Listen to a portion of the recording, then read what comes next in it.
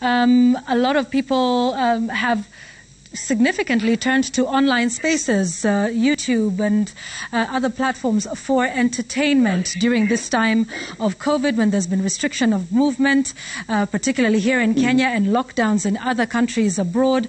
What will the internet usage and social media engagement, in your view, look like post-COVID, whenever that will be? And what do online content creators have to continue to do to make themselves present online and monetize their content?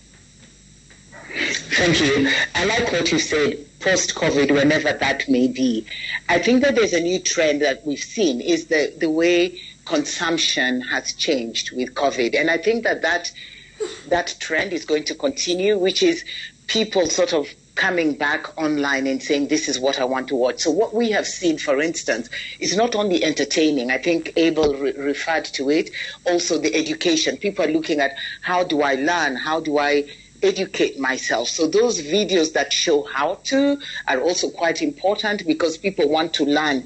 People in a place where they're open to learning new skills. So there's the entertainment and there's the education. But there's also the place where I think people come to YouTube because it's a place that reflects the world. It's an open place. So we are not a walled garden where everyone has to be the same.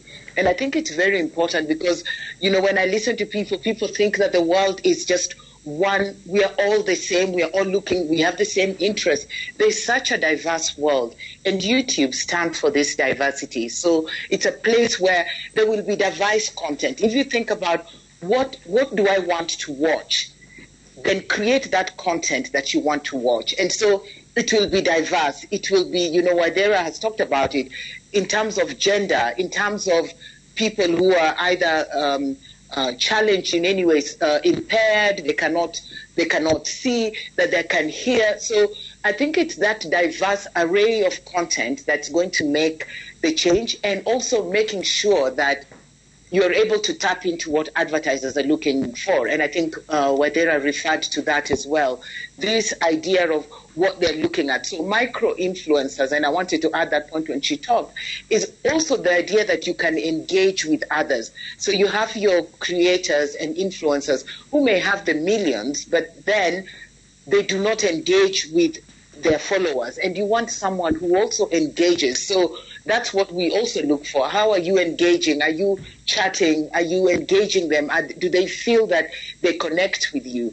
A lot of times we tell people that when people come to YouTube, they almost feel like they own you, the creator, because they feel that you're part of their family. Like, I've allowed you this space, I own you, and therefore share. Don't just disappear for 2 months without telling us, I've taken a break, I'm not feeling well. People are like, no, I need to know what you're doing. I need to know why you're not there, why you did not release your video on Monday as you promised. And having that sort of accountability, it's sometimes when early creators start, they think that they can just do it and disappear. It's also being very consistent and very consistent with the timing, because that's what the audience is looking for, and that's what will drive advertisers to you. So there's a whole big relationship. But all I can say is that online is where people will be, and we've seen a spike with COVID of people looking for those how-to videos because they wanted to, and then the entertainment, those funny movies, funny videos that make you forget about how tough it is to be in your room